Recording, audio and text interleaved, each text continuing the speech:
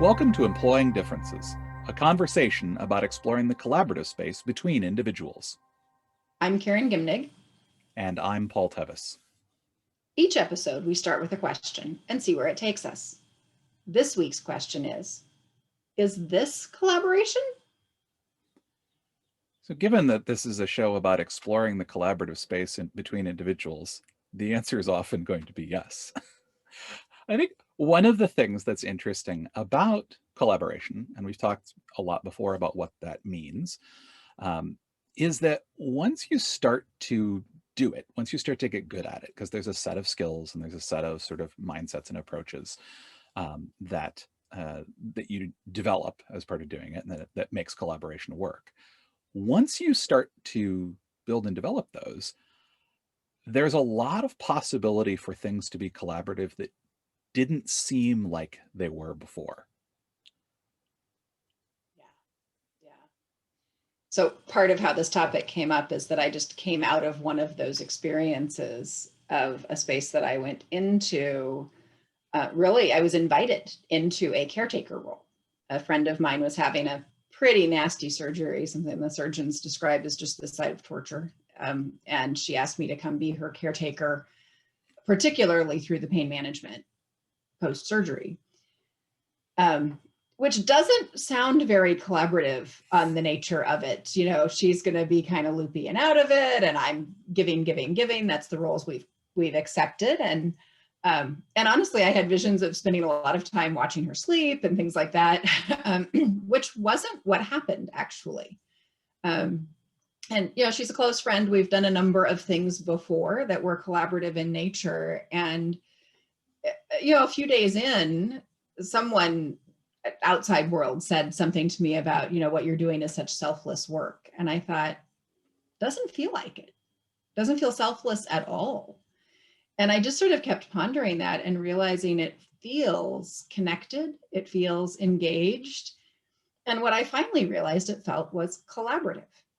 That this friend and I have done collaborative projects a lot before, and that's how we did this one. That we showed up together with a shared goal, like we had both invested in the goal of getting her through this, and you know, and managing the pain meds and all those things.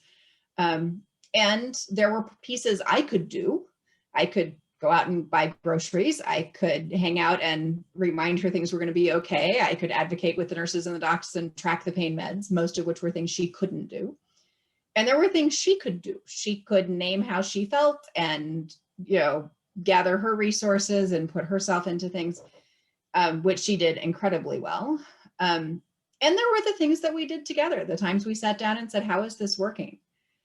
And we spent a lot of time through that week, as we had time to talk, thinking about what were the collaborative, like, why is this working for us? And particularly in comparison to some of the stories we had of others who'd had the surgery, like, what was it that worked? Because it did work, and she had a really successful recovery. And we realized it's all the same things that Paul and I, you and I have been talking about all these weeks of these episodes, that we each were able to name our needs. Mostly, she got more practice with that than I did because she was significantly needier than I was in that setting. But there were times that I just needed a nap, or I needed to go get dinner. And sometimes, even if I wasn't the one naming that, she was, that she was in that support role.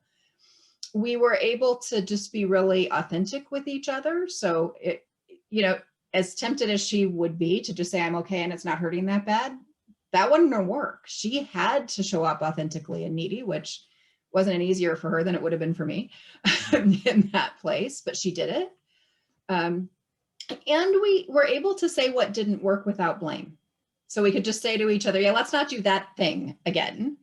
Or yes, do more of that, and check in. Hey, you know, I was doing this thing. Was that working for you? When I was, you know, I was continuing to massage your feet as you were really not very responsive because you were in so much pain. And she was like, yeah, didn't you just hear my thoughts saying, yes, keep doing that? Like, but we had that check in afterwards. So the feedback going. So many elements of collaboration, and realizing that in a space that was definitely not work, that in some ways was theoretically not even a shared goal. It was a goal that was all about her and her well-being.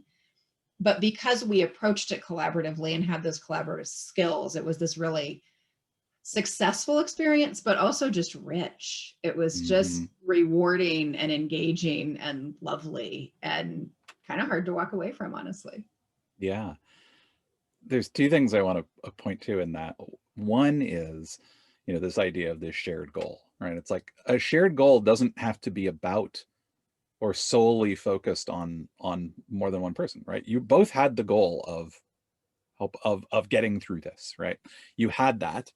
Um, and we each get, when we have shared goals with people, we each get something different out of the achievement of that goal, right? It's very rare in a collaboration that we both get the same thing out of the achievement of the goal. We each get our own pieces out of it. But the other thing you said that is rattling around with me is the kind of comment that kicked it off for you, which is this idea of being selfless. And I think that collaboration is extremely selfful. Like, collaboration is where we each get to show up fully, and we aren't as concerned about showing up fully because of the framework we have to work in, because we know that when we can show up and say what it is we need and what we're thinking and what we're feeling, when we're not worried about blame and resentment and things like that, we get to show up. We get to be our full selves. And so it's self-full rather than selfless. And so I think that's like, I hadn't thought about it until you sort of said that. You're like, it's not selfless, it's collaborative. And I think that's one of the things that I'm hearing in your story is how both of you really got to be there and be fully a part of it.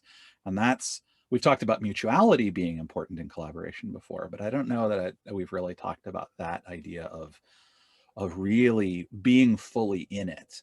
Um, as one of the things that really makes collaboration work, but also is a sign that it's happening. Like, that's one of those things that helps to tell us that this is collaboration. Yeah, I think there's a myth that collaboration means I set aside my own needs, my Mm-hmm. own individual, anything that's just me. But I Mm. set that aside in favor of what's good for the group. Mm-hmm. And what's missing from that myth is that the I am a piece of the group. And so you can't, care for the group and say, yeah, but except that part of the group isn't important. Like, we're going to care for the body, but the foot just gets neglected. We can beat Yep. that to a pulp. We don't care. Like, we can't do that. And so if I'm a member of the group, a part of the collaboration, part of the collaborative, that caring for me is part of what's necessary for the collaborative goal to be successful. Mm-hmm. And the thing that is difficult for many of us, myself included, is also letting the rest of the group care for us. Mm. Because that's part of the collaboration too, right? And I think that's where we can fall into that trap of feeling like it has to be selfless, right? Where it's like, I have to set aside my own needs. I can't bring them. It's not just that I can't take care of them for myself, it's that I can't let anybody else take care of them because I'm being collaborative. And it's like, that's actually the opposite. Being able to trust that I can bring those things up and we will find a way to actually work with them. Yeah. And I think that was in my story between the two of us, but it also existed in a way she had really invited a broad network to this. Mm-hmm. So there were, she had done a GoFundMe thing and people had been incredibly generous. So I had a debit card and it was like, she needs to go buy it. Like, neither one of us was thinking money for 2 weeks. Like, we ate what we wanted to eat. If it felt good, if it seemed like it nurtured her brain that was reorganizing itself, whatever it was, like, we just did it. And so there was this, like, really accepting the Mm-hmm. care and nurture. And for me, there was an oddness about that. Like, money had been given to her and her family. And there was this moment early on, she said, no, you're in this, like, you have to be functioning too. And so that willingness and realizing, okay, on 4 hours sleep, I just got to feed myself. Like, I can't be thinking about it. I can't be like, that's part of this, is accepting that care and nurture for me, for her, for all of it. Well, and that's the flip side. That's the like, oh, I'm being selfish, right?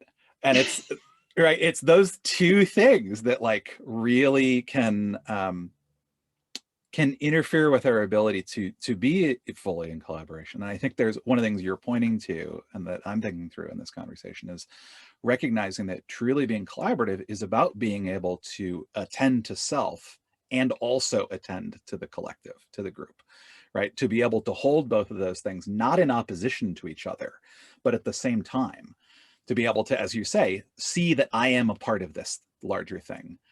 I am both separate and apart, and I need to actually work with both of those and not, you know, subsume my own needs and my own desires, my own thoughts, you know, so much, either out of a feeling of shame because I'm being selfish, right, or of obligation because I need to attend to the, you know, to the group. And so it's that really interesting space of tracking, like how is me showing up in we. Mhm.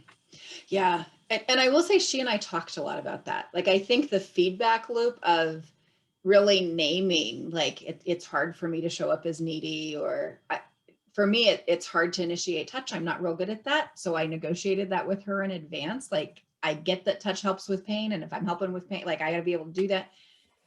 But to talk about where we were uncomfortable, where we knew we were kind of stepping outside of comfort zones, where we were challenging ourselves, and name that with each other, I think was one of the things that really helped that collaborative space work. Yeah.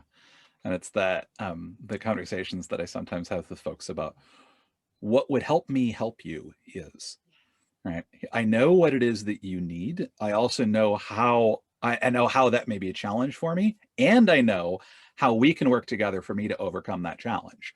So that and that's another really strong sign that good collaboration is happening. Like when you're able to say, like, I'm not just going to be able to do that. I'm going to need some help from you to be able to do the thing that's going to be useful for the collective or for you.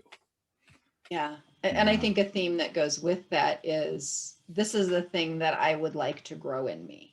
Yeah. Like, in this space of helping you, or in this space of collaborating with you and doing this thing together, there is growth potential for me, and it's going to be clunky, but I'm going to be grateful for it. Like, you are, by pulling me out of my comfort zone, you are helping me achieve a growth that I know is something I want, that I know will be fruitful for me. And that's, you know, that's layers of consciousness in, but it's really powerful space. Yeah. Well, so that's, I think, kind of the theme of what we've been talking about here today, is that, you know, collaboration is deep, right? There's the deeper in you get, the more you realize is there. I think collaboration has the possibility to surprise us, right? To show up in spots where we weren't expecting it to, because as you get deeper into the practice of collaboration, as it becomes more natural and more habitual to you, you're able to sink into it in spaces that you wouldn't have expected to be able to do. We really also kind of talked about how the concept of self shows up in collaboration, and how grappling with it, and not, if you don't see yourself as part of the group and part of the collective, then you can have trouble collaborating. And about how, you know, when we're really collaborating well together, we're articulating things that we need and things that we think and things that we feel, and also things that are going to help us grow. And help us not just to achieve this goal that we have together, but that we're going to carry with us beyond this particular collaboration.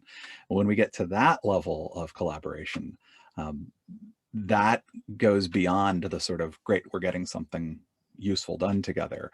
We're actually growing as people. We're actually becoming more powerful, and tapping into things inside of us that we didn't necessarily have access to or know were there before.